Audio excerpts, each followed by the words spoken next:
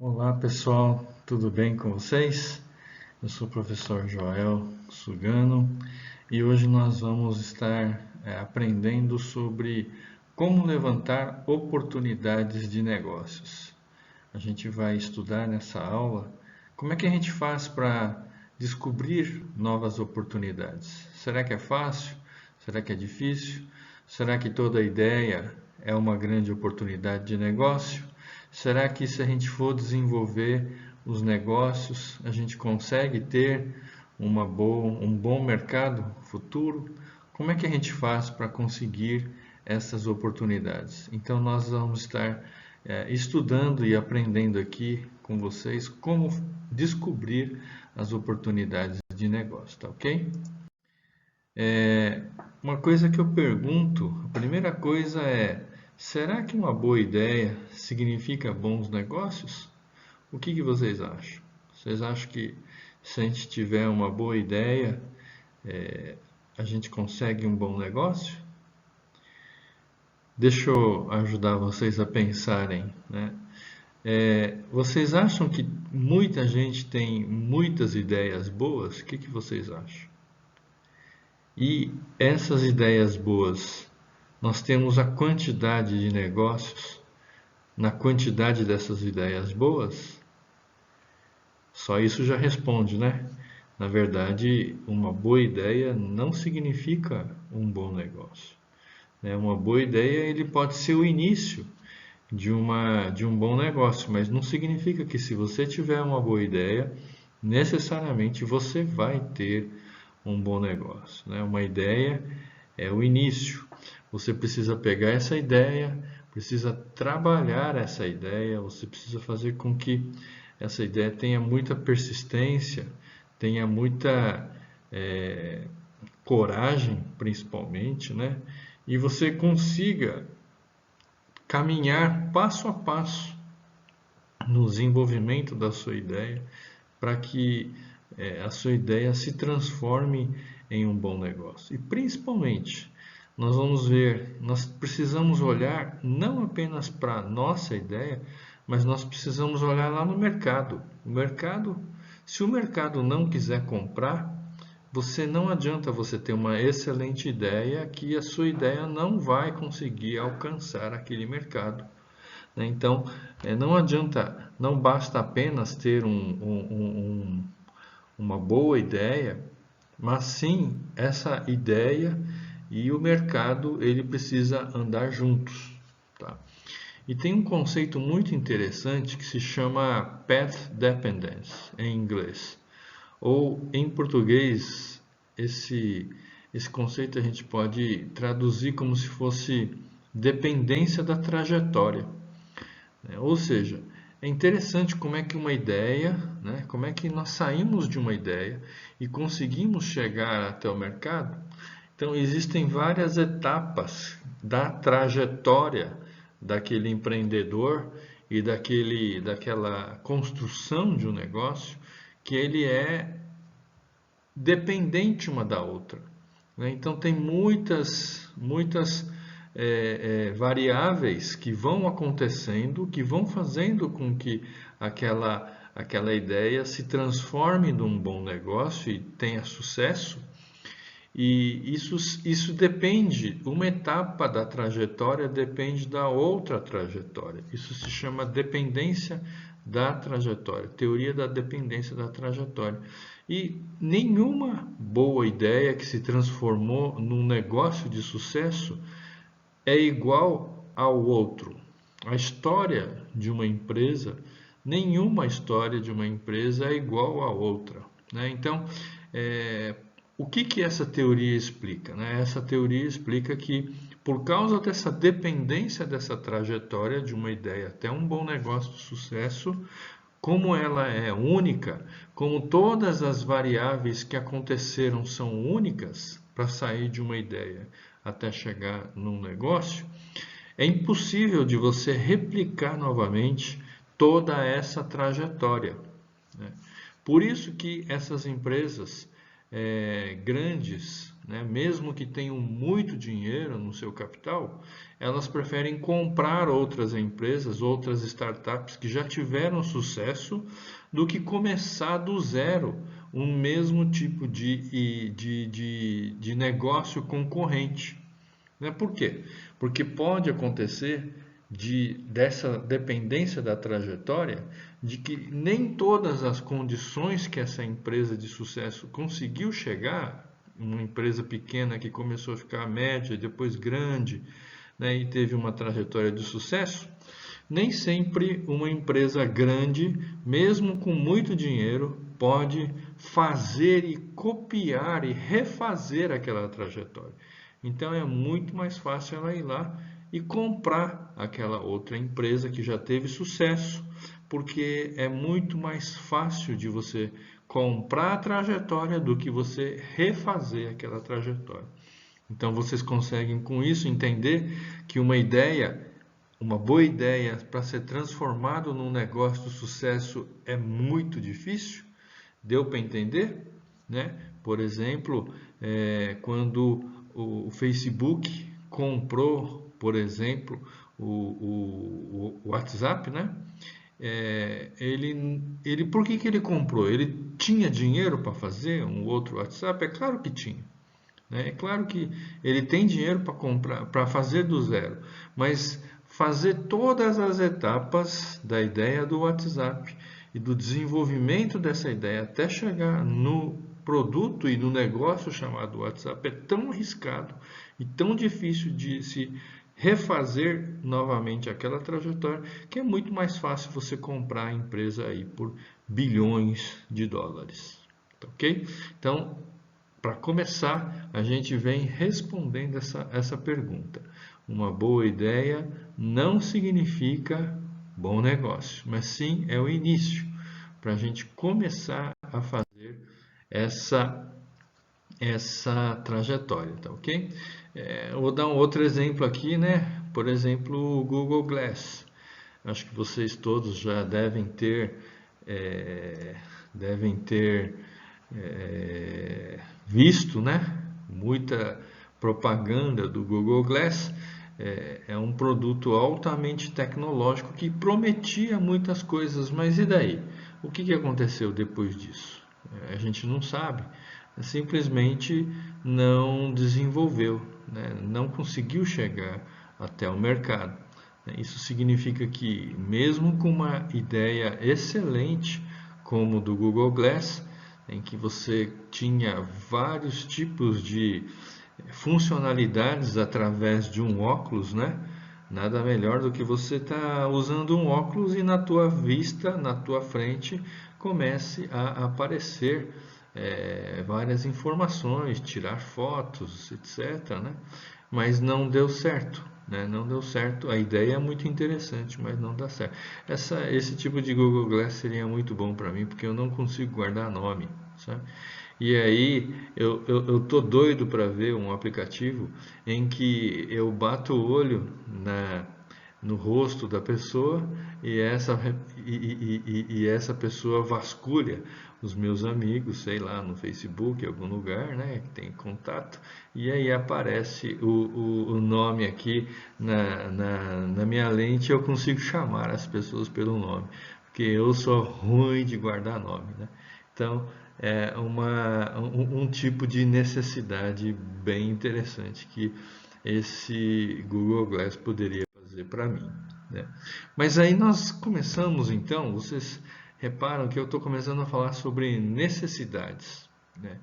Então, nesse caso, como eu falei, você tem o produto e você tem o mercado, né? São duas pontas. Você precisa unir essas duas pontas, né? E a união dessas duas pontas se chama dor do cliente. Dor do cliente. Você conhece a necessidade ou a dor do seu cliente? Né? É necessário a gente saber a dor do cliente. Por quê? Porque se a gente não consegue saber a dor do cliente, a gente nunca vai conseguir atingir o que aquele cliente está querendo. Vocês podem perceber, né? O cara está parado aqui com a mão na cabeça e por alguma razão o barco dele foi lá longe, né? Ele está pensando, e agora? O que que eu faço? Como é que eu vou buscar o meu barco? Né? Então, existem várias formas de a gente pensar uma solução, né, para sanar esse problema. Então, a gente precisa conhecer essa dor do cliente. A dor do cliente precisa estar muito claro para nós, tá certo? Então, a gente precisa buscar a gente precisa buscar conhecer o nosso cliente, conhecer qual que é a dor desse nosso cliente e fazer com que o que nós estamos oferecendo, nós vamos estar vendo isso ao longo de outros vídeos, o que nós estamos oferecendo vai de encontro às necessidades dos nossos clientes. Tá certo? Então a gente vai estar verificando isso. Como então conhecer a necessidade e a dor dos nossos clientes? Uma coisa que eu tenho aprendido e antes a gente não fazia, né? Ou quando a gente é muito acadêmico, fica sentado numa sala e não sai da sala, uma coisa que eu tenho aprendido é fazer entrevistas para conhecer os nossos clientes. Nós precisamos sair a campo para conhecer os nossos clientes e fazer as entrevistas. Eu vou fazer um vídeo só sobre como fazer boas entrevistas, como fazer boas perguntas que levantam as necessidades dos nossos clientes. Eu vou fazer um vídeo só por isso, né? E vocês vão estar tendo a oportunidade de fazer esse tipo de entrevistas, né? Mas a entrevista ela visa conhecer profundamente o nosso cliente. Quais são as razões do nosso cliente escolher um produto A ou um produto B? Né? Quais são as razões que levam ele a querer consumir um produto? Quais são as razões que levam a ele a querer aquilo? Muitas vezes, né, o Steve Jobs falava que os clientes não conhecem as suas necessidades e nós apresentamos isso a ele. Essa é a verdade. Pode acontecer com que os nossos clientes não conheçam quais sejam as suas necessidades, mas o princípio que está por trás da necessidade é muito importante. E isso ele sabe. Eu preciso me comunicar. Né? Então, você tem vários tipos de ferramentas que você pode se comunicar. Né? Então, você pode se comunicar. Hoje a gente já conhece várias ferramentas. Antes as pessoas se comunicavam por telefone apenas, só pela voz. E tinha que ter o fio, tinha que ter o aparelho, né? Mas quando veio toda essa sofisticação do software, de repente surgiu o Skype, depois o VoIP, voz sobre IP, né? E depois o texto sobre a internet, e de repente a internet acabou sendo o principal meio de comunicação. E surgiu o WhatsApp, em que você mandava os textos e mensagens curtas de voz que praticamente anulou o telefone. Né? E também a gente começou a ter esse voz sobre IP, né? O telefone na internet, Internet Protocol, protocolo de internet, que facilitou muito a nossa vida. Né? Então, antes, enquanto a gente escrevia as cartas e demorava um tempão, né, para as cartas chegarem, depois telefone, né, e depois WhatsApp, é impossível, né, da gente prever naquela época que ainda não existia WhatsApp, como seria o mundo hoje sem WhatsApp, na verdade? Né? E hoje é algo tão entranhado na nossa vida diária que é impossível de viver sem WhatsApp. Mas como descobrir isso? Né? Então, as pessoas às vezes nem sabiam o que é WhatsApp, mas a necessidade da comunicação foi algo que sempre existiu e sempre existirá. né? Então, quando a gente começa a investigar os nossos clientes, né? O que você acha de você fazer uma mensagem de texto? Será que isso supre a sua necessidade de comunicação? Você recebe isso, né, instantaneamente?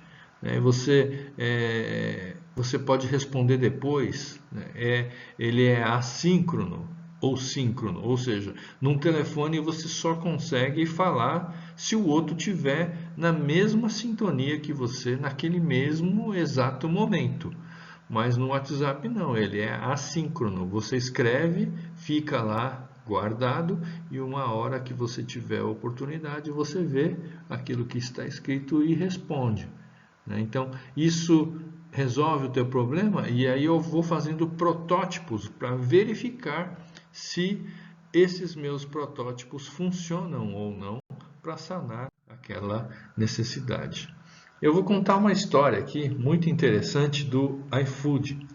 Através desses levantamentos, daquilo que nós chamamos de jornada do cliente, o iFood começou a descobrir umas coisas muito interessantes que eu vou falar para vocês, né?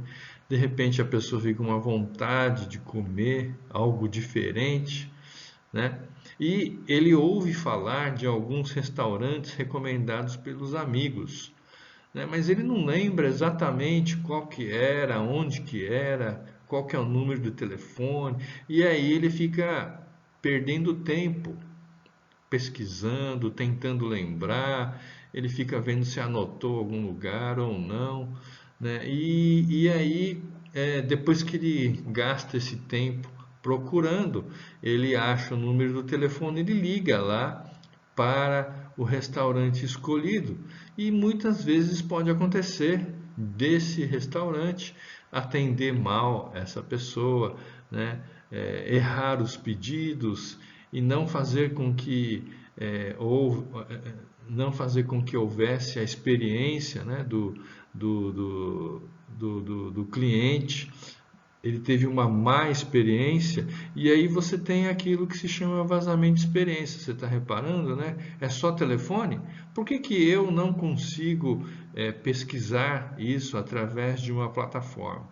Né? Por que que as várias opções não estão na minha frente? Então começou-se a pesquisar que a experiência ela é unilateral apenas. Você só liga para um fornecedor.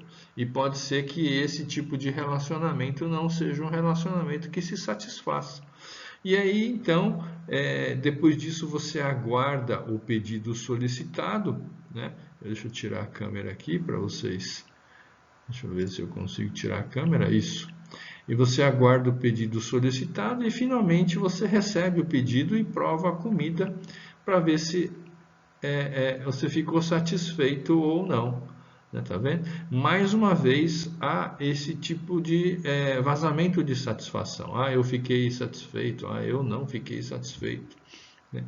Então, o que significa a jornada do cliente? Significa todos esses passos que o cliente faz para tomar uma decisão. E dentro desse processo, dessa jornada do cliente, né, dessas atividades que o cliente toma, quais são os pontos críticos que eu posso sanar através da minha oferta, através da minha solução? Vocês estão conseguindo entender? Isso é levantar as necessidades dos clientes, as dores dos clientes. Então, nesse caso, o iFood descobriu que tinha 3 pontos de necessidades dos clientes que geravam dor no cliente. Então, o que ele fez? Ele falou, beleza, então eu vou fazer uma plataforma online no celular para que todos os meus fornecedores estivessem na palma da mão, ele não teria nenhum tipo de tempo, de perda de tempo, nem oportunidades, nem ele descobriria o que ele queria, o que ele quer comer, o preço, já tem ranking das pessoas que já experimentaram, né, o tempo de entrega, e já está tudo aqui, e também as pessoas, ó, é uma ótima comida, vale a pena, é um bom restaurante, né? Então, todas essas dores de tempo, de experiência e de satisfação foram então sanados, e aí você pode ver o sucesso dessa empreitada, percebem? Né? Isso se chama jornada do cliente. E também nós vamos estar, eu vou fazer um outro vídeo sobre o cliente em primeiro lugar, em que nós vamos analisar aqui como é que o cliente faz naquilo que nós chamamos de funil de decisão de compra, tá? Um funil, né, de compra. Né? Então, é assim que funciona hoje no mundo online. Né? O cliente ele aprende e descobre, ele tem um menu de oportunidades ali para aprender e descobrir, por exemplo, o iFood, né? Ele se interessa por um produto, ele considera a compra, toma a decisão, avalia e toma a ação.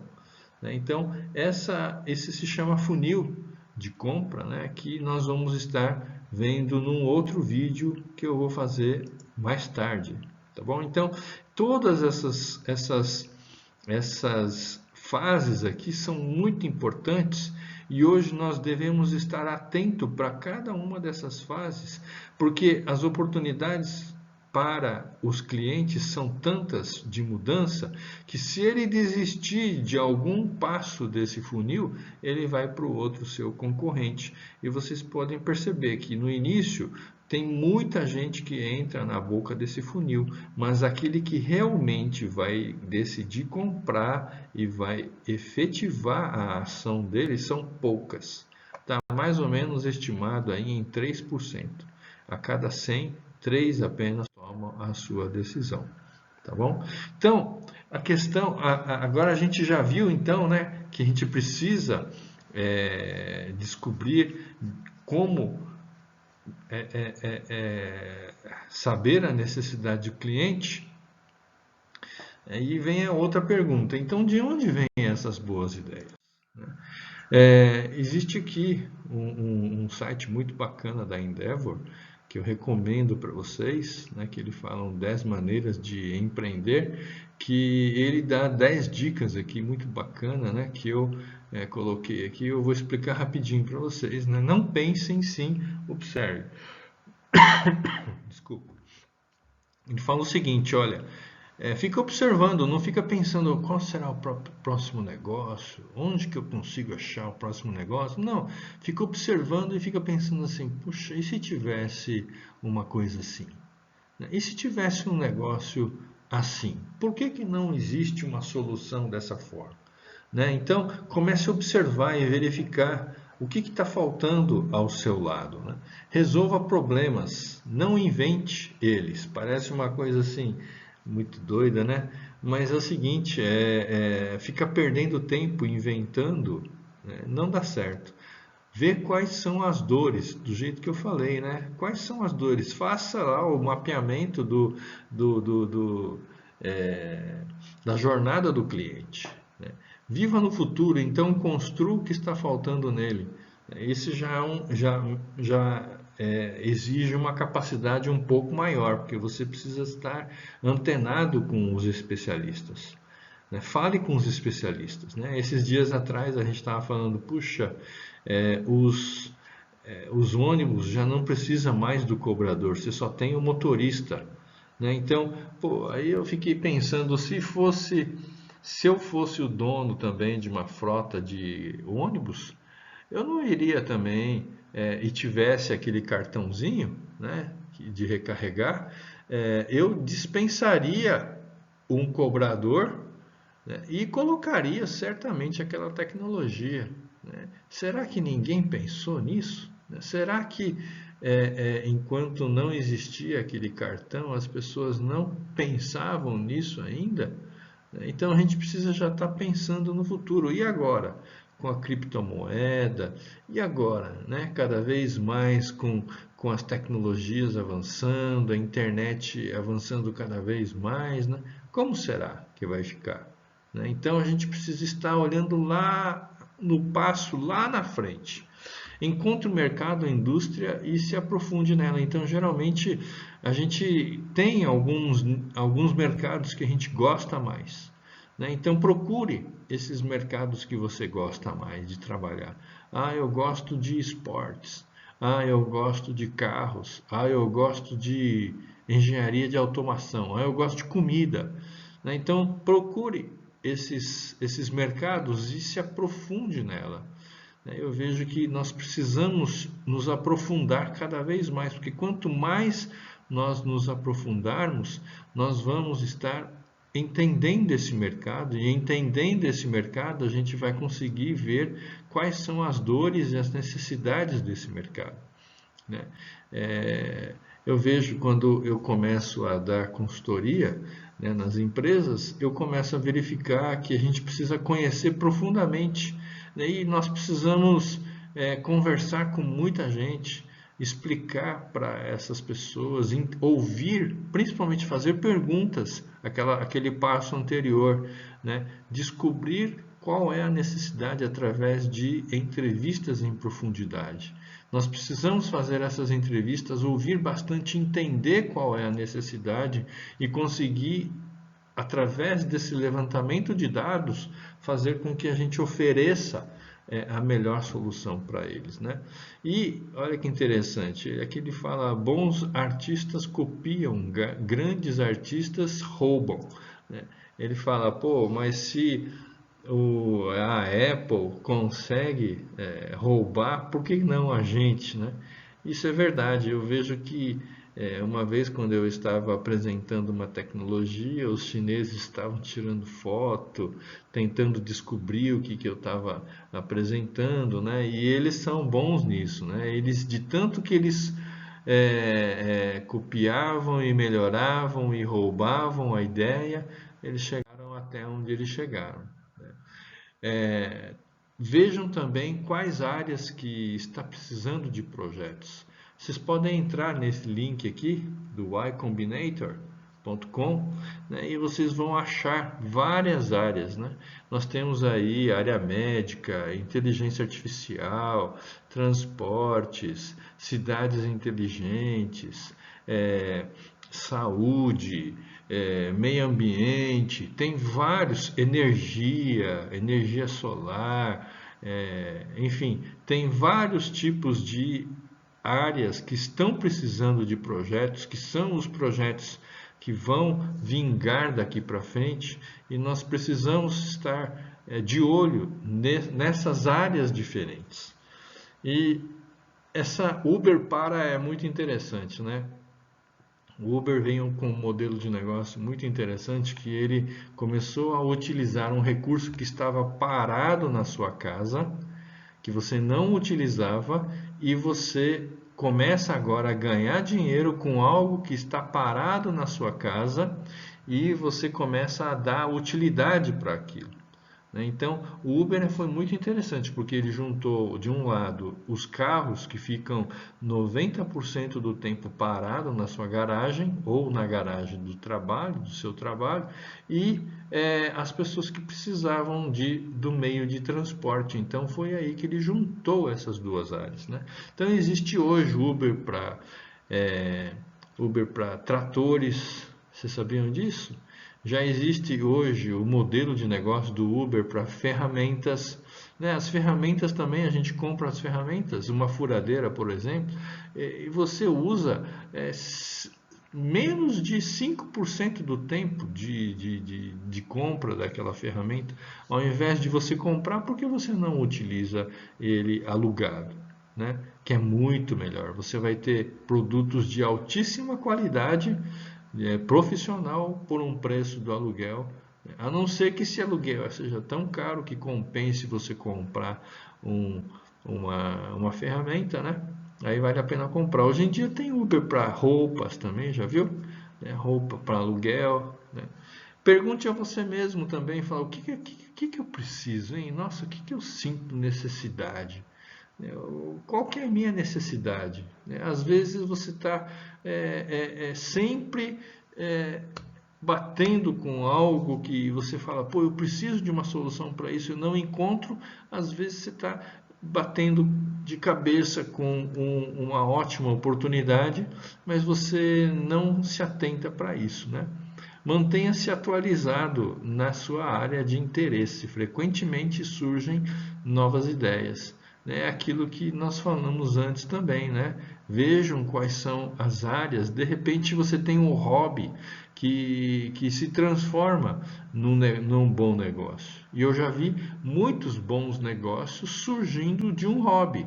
Né? Às vezes a pessoa tem um hobby, eu sei fazer um doce, eu sou uma doceira de primeira, né? E você faz aquilo se transformar no seu negócio e você faz curso para melhorar, você vai vendo várias outras oportunidades, fazer arranjos, dias especiais e você começa então a fazer com que esse tipo de datas comemorativas sejam um seu grande negócio, né? E também mantenha-se atualizado. Opa, esse 10 aqui ele repetiu, mas não é mantenha-se atualizado, não, é veja onde você está gastando o seu dinheiro. Tá? Ou seja, se você vê o seu extrato, você consegue saber em qual área você está gastando mais o seu dinheiro e pode ser justamente aí que está essa oportunidade de negócios, tá ok? Eu vou contar a minha breve experiência que eu já tenho nessa empresa do qual eu sou sócio, né, que nós montamos essa empresa, né? Na verdade, eu entrei com essa parte de modelagem de negócios e mais 3 sócios da ciência da computação nós começamos. Eles tiveram a ideia de fazer o seguinte: como é que a gente consegue fazer com que a gente use as competências da ciência da computação para o agronegócio? E aí nós começamos então a desenvolver uma tecnologia que conseguisse extrair várias características físicas através de fotos e através de vídeos de grãos e de sementes, que conseguia fazer a classificação automatizada da semente ou do grão. Essa empresa se chama Tebit, né? Eu estou até com essa camisa aqui agora, não sei se aí. Essa empresa se chama Tebit, que é tecelagem de bits, né? E nós começamos a fazer essa tecnologia e a gente começou a falar, pô, será que tem algum jeito, né, de aplicar esse conhecimento da ciência da computação para o agronegócio? Isso era lá dos idos de 2008, quando nem se falava no agro ainda. Ainda bem que hoje o agro é pop, não é verdade? O agro virou pop. Então, ainda bem que nós começamos lá atrás e hoje, então, essa tecnologia ela faz com que haja uma caixa, um produto, né, que tem várias câmeras embutidas aqui dentro, um jogo de iluminação, etc., que faz o reconhecimento, né, de diversos tipos de grãos, né, e faz com que eles deem a qualidade daquele produto em termos de cores, né, se está mofado, se tem grão ardido, se tem grãos pretos, se está muito verde ainda, se colheu verde, o tamanho da uniformidade daquelas sementes, uniformidade dos grãos. Então, tudo isso ele utiliza da inteligência artificial para fazer com que ele analise a qualidade desses produtos, né? E aí nós temos um software que vai capturando essas informações e vai dando as diferenças entre cada lote de amostras, né?